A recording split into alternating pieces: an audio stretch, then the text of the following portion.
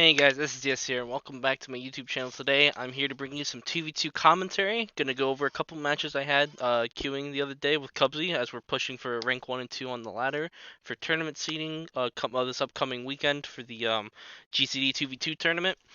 So the first game I want to go over is the game I get requested the most, which is Demon Hunter Healer. So in this case, it's the R-Shaman variant, but the strategy for any healer is going to be the exact same. So first off, I'm going to kick into the talent. This game, I am playing Viper's Venom, Guerrilla Tactics, Natural Mending, Steel Trap, Post Haste, Mongoose Bite, and Wild and Fire Infusion. I'll go over each talent choice in a second, or the most intriguing ones you'll see right off the bat. For honor talents, I'm a human, so I'm playing Relentless. I'm playing Diamond Ice, Hunting Pack, and Survival Tactics. So, the first one I'm going to go over, Viper's Venom and Alpha's Predator. The age-old question I get all the time, which one's better? Why do you play this? And I know this may seem like just a pushover question, like I don't want to answer it, but it really is preference. Like, it really just is. They do the same amount of damage. It's negligible in PvP. Like, Alpha Predator is going to be better with Bloodseeker, so if you're playing Bloodseeker, I recommend Alpha Predator. But for the most part, it's really whatever you prefer to play. I've been kind of digging the bigger Serpent Stings with my versatility build I've been going. So I go Vipers in them, but you could play Alpha Predator. You could almost play Terms of Engagement if Terms of Engagement did double the damage it did, but it really doesn't matter. And the other really important talent I'm going to go over is Steel Trap. So, why am I playing Steel Trap? Ever. I'm obviously not doing it for the damage. It's the worst damage option out of the two. If you want to do damage, you can play Bloodseeker or Crows. They're pretty much the same. Bloodseeker is going to equal out to more damage over time, but it's a lot more pad damage, not really effective kill damage. As for Crows, it's more burst. It's going to get you more damage and goes, so you play whatever you're more comfortable with. But I'm playing Steel Trap because I don't want to play Tracker Snap. And what does that mean? So, Steel Trap is an 8-second root on a 30-second cooldown that just is undispellable. It does some damage. We don't care about the damage. Steel Trap, the dot component of Steel Trap, we don't care about. It means nothing to us. What we care about is the fact that it's an 8-second root. Now, it's not like Tracker's Net where it's a 80% miss chance in the root, but it's undispellable and it's super long. It's an entangling root that isn't dispellable. It's like really strong. So I'm choosing to play Steel Trap over Tracker's Net because it's a longer route. It's kind of easier to, not easier to land because obviously Tracker's Net just press the button and it lands, but I didn't really value the damage I'd gained from Bloodseeker or Murder Crows here, so I just went Steel Trap. If you're not comfortable playing Steel Trap or all that, or if you feel like you would get more benefit out of Bloodseeker Crows, I recommend playing those and then just dropping Hunting Pack for Tracker's Net, because it is absolutely crucial that you have one of those two routes. You have to have either or. It's not, oh, I can get away without both. You need one or the other. You cannot you can win, but you definitely are just putting yourself at a significant disadvantage without having one of them. So we'll just kick right off into the game. So really complex strat here. I'm gonna go over it. I'm gonna target Arena 1. I'm gonna run it the entire game, and I'm just going to CC the Demon Hunter. So right off the bat, instantly just doing damage. I missed my Steel Trap there, but he tries to foul rush to me, and he ends up getting stuck in the Steel Trap. So now he's just stuck there, and I get a trap off. So one thing to note about Steel Trap, and you'll see it later in this game, is Steel Trap is dodgeable like Tracker's Net. Even though it's a trap, it is still dodgeable. So I wouldn't risk throwing Steel Traps into blurs. I wouldn't obviously try to kind of wait for Blade Dance before you Steel Trap, because you can just Blade Dance in a minute. It happens a couple times this game. It's like not something you can always avoid, because like you'll be throwing it and then he just happens to press the button. Also, Steel Trap is kind of annoying because he just kind of just jumps away from it when I'm trying to throw it, but he ends up running back to it, so no big deal. So my entire goal this game, minimize damage from the Demon Hunter, and then just get as much uptime as the Shaman as I can. So obviously I'm Steel Trapping him, regular trapping him off cooldown. He gets clones off. I even sometimes intimidate him just to get an extra stun, just to stop him from doing stuff, because we don't want him playing the game. We want him to do as little damage as he can, as we do as much damage as we can. That's our entire goal. do as much as we can and let them do less. Because we win in dampening. If we go into dampening with a decent enough mana, like we do in this game, we just eventually win. Because Cubsy will just be able to heal through the damage, and we'll just be able to kill through them having no mana. Because I'm not gonna watch the full game because I've accidentally already recorded this video once and then hit record. But as you can see, it's just running at the shaman, 50% mana to around 60. Cubsy does end up going up in mana. 55, 60%, kind of hovers at 50. I get him down to 50, get him down to 30. Cubsy's back to 80, and then slowly but surely. The shaman did make a big mistake this game though. He didn't sit in Ghost as much as he should. He was using a lot more mana than he should have. He should have just sat in Ghost kited me, and healed that way. But I get him down 20% mana. There was darkness. He's at 10% length, but 10% to Cubsy's 60, 70%. Just yeah, just kind of just it just ends. Game's over. Guy just dies. So yep. So the next matchup I wanted to show you was Destro versus Druid. I gotta find the game. The first game we had against them. We ended up fighting the same team a couple times over, and the first game we had definitely was, I think, the best one to show because it was probably the closest, and it really showed off our strats. So first, I'm going to show you the talents. So these are the talents I take. I take Viper's Venom, I take Guerrilla Tactics, Natural Mending, A Murder of Crows, Post Haste, Longest Fate, Bomb Fusion, yada yada yada. The honor talents definitely change. I take Survival Tactics, I take Spider Sting, and I take High Explosive Trap. And I also play Relentless because I'm a human. So the reason why I take High Explosive Trap is it's pretty much it's a pseudo kick. It's another kick. So while I like to use knock trap, and it's either to knock them into really bad positions, or if I know they're gonna get a cast off and I have no way to stop it, I like to try to knock the cast. Or if I know I'm gonna get feared and he's gonna bolt off, I try to throw the trap as I'm getting feared, so that when he stops, he's standing still and goes to cast the bolt, I knock the bolt, and then I get either get dispelled or I get good fear pathing and he just can't get a bolt off. So this game, so my main strat here, it's not really trying to minimize damage because you can't tank some of it. Like you can take a few bolts. Obviously, try to stop as many bolts as you can. Don't just let him free bolt. Like, but the main goal is to kind of just cleave both. Main kill target's always gonna be Warlock, but kind of just to cleave both. Like you obviously see right there, I have my Serpent Sting and the Druid, keeping him low, not letting him not letting him just be able to only have to heal the Warlock. So here, I kind of he randomly tries to juke me on bolt. So right here, I'm just pounding the Warlock. He jukes me on fear, kind of start running away. I'm Maldic. He Hellstones there, so he uses Hellstone early, so he doesn't have for the rest of the game. Shadow Fear, a Human Trinket. I don't have a kick for the bolt. I try to run away from it. So he has Infernal up. He's bolting me, so I'm just gonna run away. Druid gave me a good chance to harpoon back, so I'm just harpooned the Druid, and I'm just cleaving him because now he has to waste mana on himself. He's not just gonna randomly recover. He thorns himself, so I'm like, fuck it, I'm done with him. I'm gonna go trap him. I'm just gonna hit their Warlock instead. Warlock Pod's Demon Soul on use here. I only have Silence and Knock.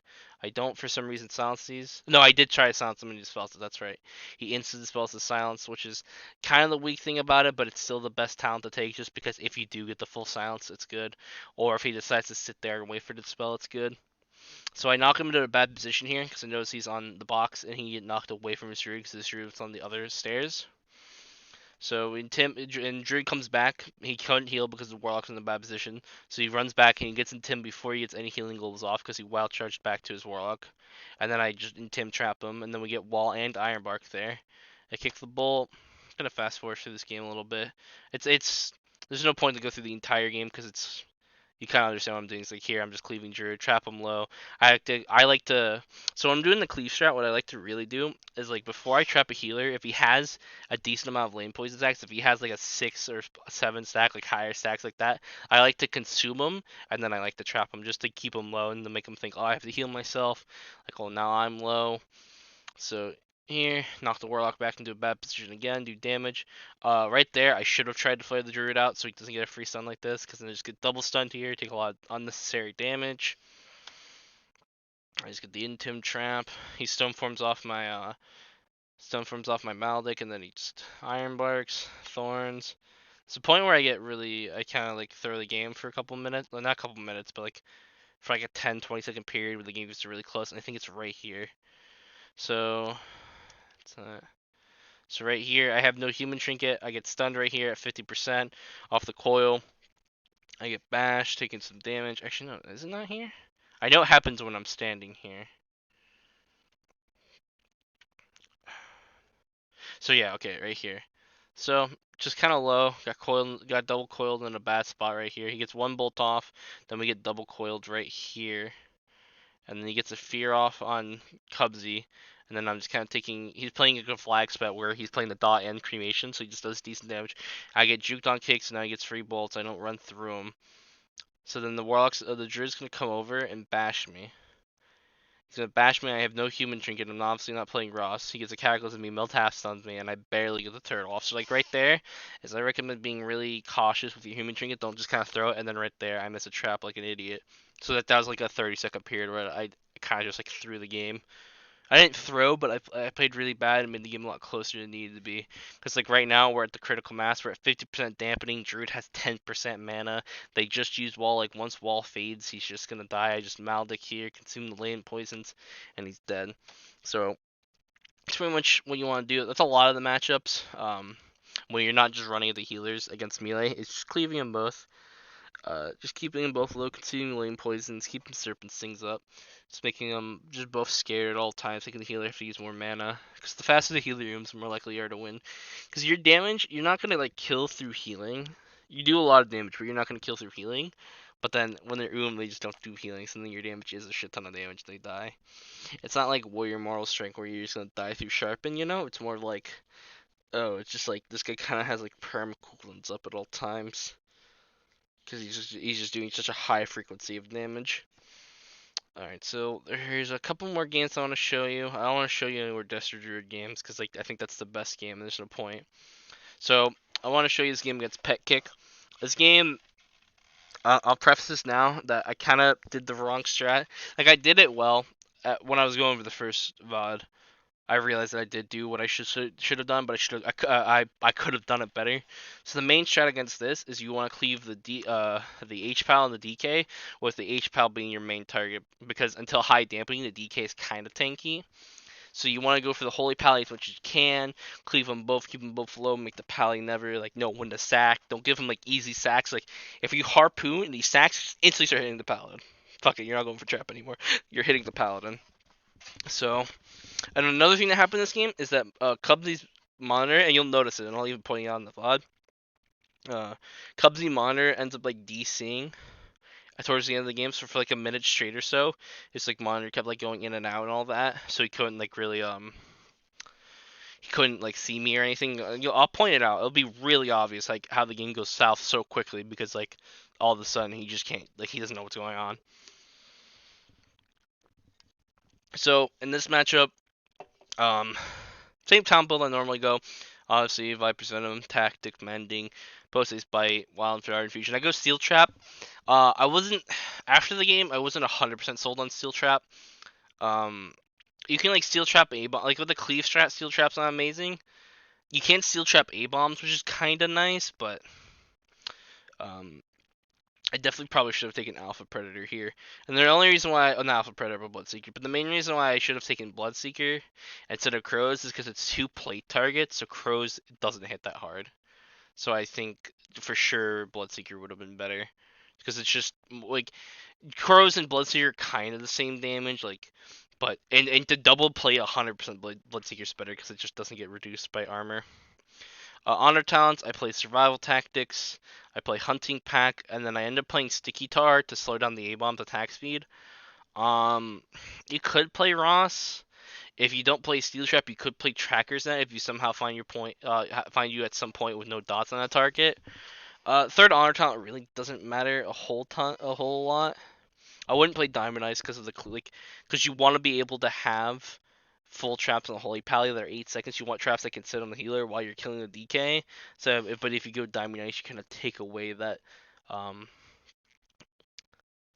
Then I guess the complexity, like that, just extra. This is that way to just do a different strat to turn it on them. So this game is against Brian, the Holy Pally, and Pet Kick. Pet Kick is definitely the hardest DK I fight in twos. He's definitely gonna be the best DK you fight on the twos ladder on an A at least. So I start off here with DK. just because I didn't want to commit a harpoon to Holy Pally instantly because I knew I would just get gripped on, so I didn't want to harpoon and try to commit damage to him. But he kind of have A-bomb out, so like I kind of like my thought process here is like I don't want to get hit by A-bomb or the DK, so I kind of want to just go Holy Pally and just reduce the damage that both of them do. So right here, obviously, if you can't hit the healer, just start hitting the DK. So like right there, I'm not getting the Holy Pally as easily, so I just like instantly start going DK. He AMSs, so kind of like makes me want to go Holy Pally. I Timmy here and swap him. I'm not gonna watch the full game. I'll watch the full ending of it, but it's really just me going the Pally a bunch. This game is, I think, a decently quick one. And like, I think this one's like a 3-4 minute game. Cause I'm pretty sure like right around here, we just get a bash stun into bubble. Yeah. So I'll watch this part here. He's just kind of low. I kick him.